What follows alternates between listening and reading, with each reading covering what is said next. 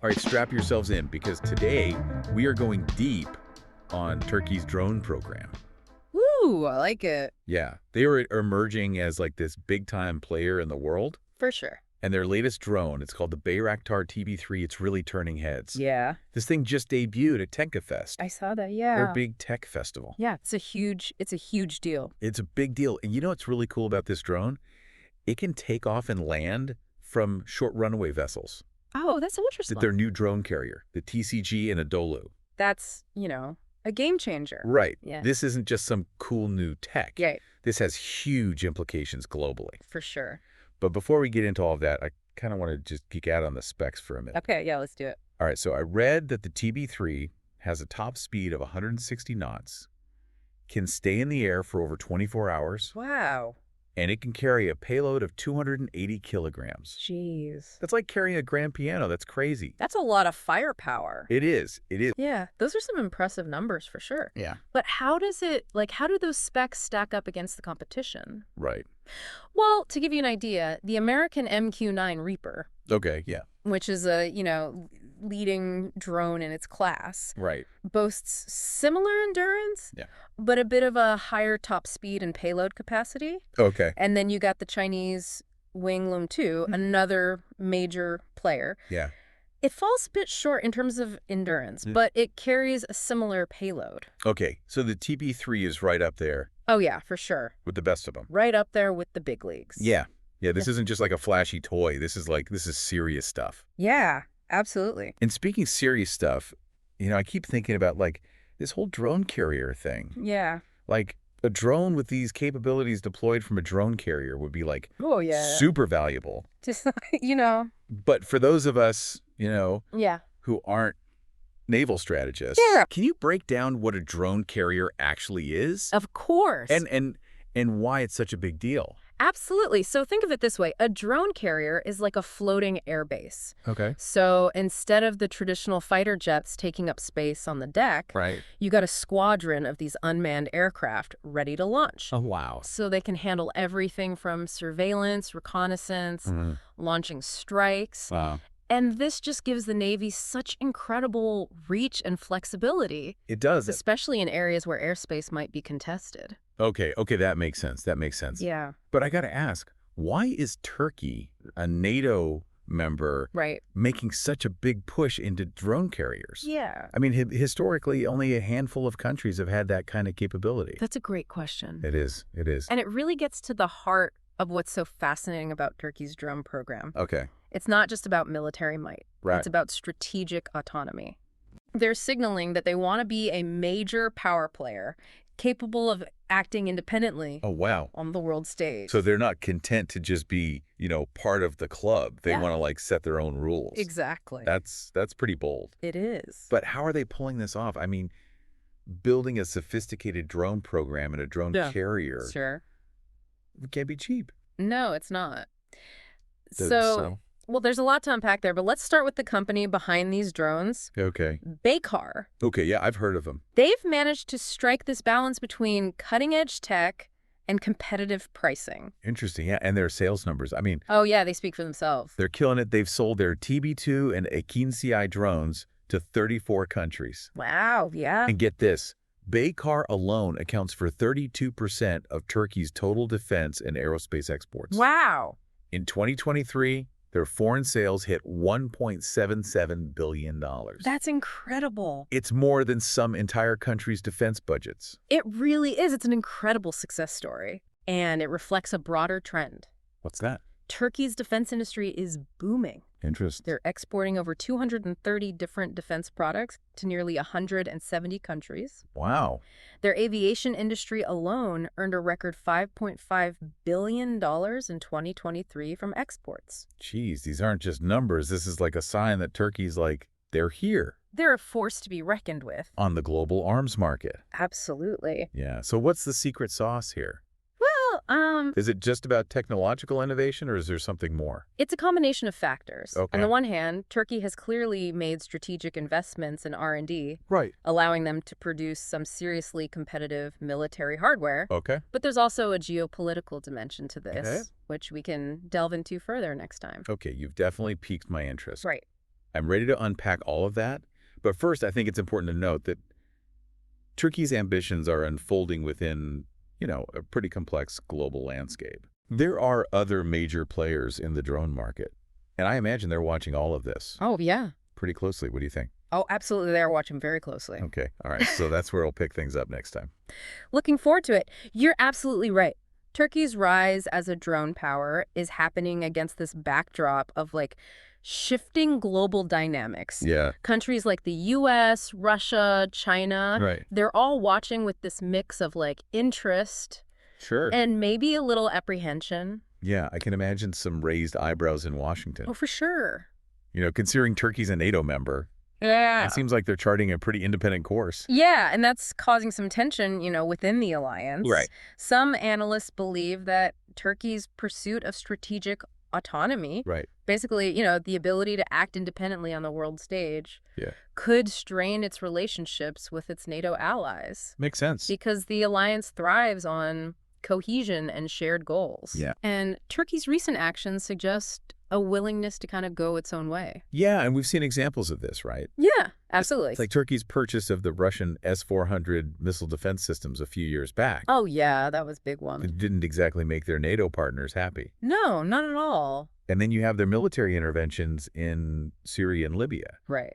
It seems like they're not shying away from flexing their muscles. Exactly. They're making strategic decisions based on their own national interests. Right. Even if that means clashing with their Western partners, Yeah. it's definitely causing some friction within NATO. So how does this all play out? I mean, is Turkey walking this tightrope between its NATO commitments and its desire to be like a regional power? It's a delicate balancing act, for sure. Yeah. It's forcing a reassessment of Turkey's role within NATO. Right. Some experts believe that the alliance needs to adapt to accommodate Turkey's, evolving ambitions. Right. Others argue that Turkey's drift away from the West could eventually lead to a split.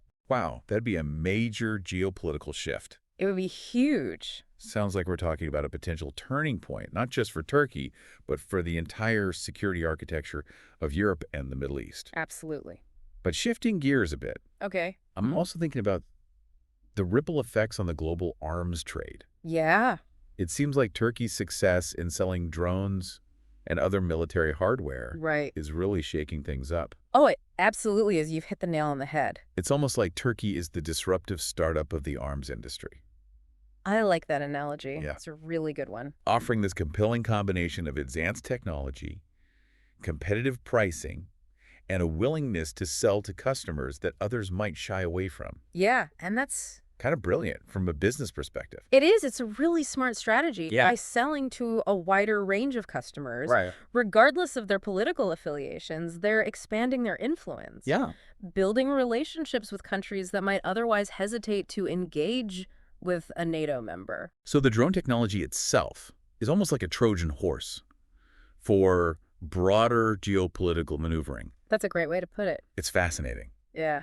But I have to, bring up the ethical implications here. Sure. Selling arms to anyone who can afford them, Right. regardless of their human rights record or involvement in regional conflicts, has to raise some red flags. You're right to point that out. It's a critical part of this conversation. Yeah. The proliferation of drone technology, especially to countries with questionable human rights records, Right. it does raise concerns about their potential misuse. Of course, of course. There's a risk these weapons could be used in ways that undermine regional stability or even contribute to human rights abuses. Okay, so we've established that Turkey's drone program is shaking things up on multiple levels. Yeah. Within NATO, Yeah. in the global arms market, ethically. For sure. But I'm curious to hear how other major players like the US, Russia, China Right. are reacting to all this. Are they viewing Turkey as a threat, a competitor, or something else entirely? It's a great question. Let's start with the U.S. Okay. As Turkey's NATO ally. Right. Their stance is complex. I bet. They value Turkey's strategic location and its role in containing Russian influence in the region. Sure. But at the same time, they're undoubtedly concerned about Turkey's increasingly independent foreign policy Right. and its willingness to cooperate with Russia on certain issues. Right, like that S-400 deal we mentioned. Exactly. It sounds like a complicated relationship full of history, shared interest, and underlying tensions. It is, very much so. But what about Russia? Mm-hmm. How are they viewing Turkey's growing defense industry and its foray into the drone market? For Russia, it's a mixed bag. Okay. They're likely keeping a close eye on the success of Turkish drones in conflicts like the Nagorno-Karabakh War, Yeah. where they were used effectively against Russian-made weaponry. Yeah. It's a wake-up call for their own defense industry. I bet that's sparking some intense conversations in the Kremlin. I would imagine so. I mean, here comes Turkey, a relative newcomer, Right. challenging Russia's long-held dominance in the arms market. It's a serious challenge. Yeah, okay, so we have the U.S. watching with a mix of support and concern. Right. Russia taking note of a potential rival. Yeah. But what about China? They're another major player in the drone market. How are they reacting to Turkey's emergence? China's definitely paying attention. Mm-hmm. They've been aggressively expanding their own drone exports, targeting markets in Africa, Asia, the Middle East. Right, right. Turkey's success in securing deals with countries like Ukraine and Pakistan, Right. which were previously considered to be within China's sphere of influence, Yeah. has to be causing some concern in Beijing. So it's almost like this three-way race It is. between the U.S., Russia, and China to dominate the global drone market, Yeah, with Turkey emerging as this, like, wild card that could disrupt the established order. absolutely. That's a great way to put it. That's a pretty intense dynamic. It is. And it makes me wonder, how will all of this affect the future of warfare itself? That's the million-dollar question, and it's what we'll explore in our next segment. Okay. Because the rise of drone technology, with Turkey playing a significant role, Right. is raising fundamental questions about how wars will be fought, Yeah? who will fight them, and what the ethical implications will be. All right, I'm ready to dive into that. Great. But before we do, Yeah. let's just take a quick step back and remind ourselves why this all matters. Okay. Why should you, the listener, care about the rise of drone technology and Turkey's role in it? That's a great question. So we've been talking about Turkey shaking up the global drone market Right. and becoming like this wild card on the world stage, you know? Yeah. But let's zoom out for a second. Okay. What does this all mean for the future of warfare? Right. It feels like we're on the edge of like a major shift. It's a fundamental shift, no question about it. Yeah. Drones are changing the entry point for conflict. You know, you no longer need massive armies or expensive fighter jets to exert force. Right. A relatively small investment in drones can give a nation, Yeah. or even a non-state actor, Right. a surprising amount of military power. So it's almost a democratization of military might, in a sense. That's a good way to put it. But that sounds like, I don't know, a recipe for instability, doesn't it? It's a double-edged sword, for sure. Okay. Smaller countries or groups can now challenge larger, more established powers. Right. This has the potential to destabilize regions, Right. make conflicts more unpredictable. Yeah. We're already seeing hints of this playing out in various parts of the world. Yeah, we've focused a lot on the offensive capabilities of drones. Right.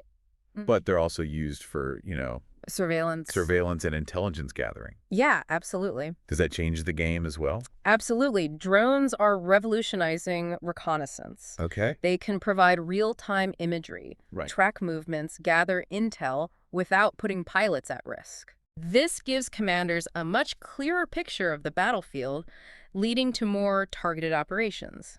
So on the one hand, there's the potential for, like, more precise strikes, less collateral damage. Right. But on the other hand, you know, there's something chilling about war becoming more remote, I agree. more detached from human cost.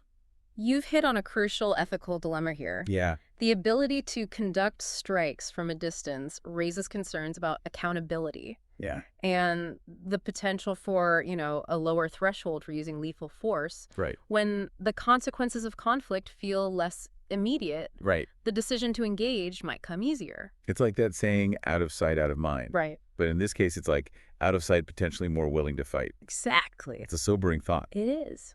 So where does this all lead? Right. Are we headed towards a future where wars are fought by robots, with humans safely controlling things from afar? It's not science fiction anymore. Wow. It's a very real possibility Yeah. as drone technology advances. Right. We can expect to see greater autonomy, Uh-huh. artificial intelligence, swarming capabilities. the line between human control and machine decision-making. Right. It's going to continue to blur. Okay, I think we've covered a lot of ground here. They've gone from the technical specs of a new Turkish drone Right. to the reshaping of global power dynamics and the very nature of warfare. It's a lot to process. It is. It is. But before we wrap up, I want to bring this back to you, the listener. Okay. Why should all of this matter to you? Because this isn't just a story about geopolitics or military strategy. Right. It's about the future we're all creating. Drone technology is here to stay. Yeah. It will have a profound impact on our lives, whether we're aware of it or not. Right. It's shaping everything, from international relations to the ethical dilemmas we face as a global society. It's a powerful reminder that technology is never neutral. That's right. It's a tool that can be used for good or for ill. And the choices we make today will shape how this technology impacts our world tomorrow. Couldn't have said it better myself. So as you continue to learn about this topic, ask yourself, what kind of future do we want to build with this technology? What safeguards do we need to consider? And what role do we want to play in shaping this emerging landscape? These aren't easy questions, but they're questions worth pondering.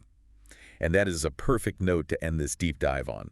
We've explored Turkey's rise as a drone superpower, its impact on the global balance of power, and the ethical challenges of this rapidly evolving technology. But as always, the conversation doesn't end here. Keep learning, keep asking questions, and stay engaged because the future of warfare, and indeed the future of our world, is being written right now.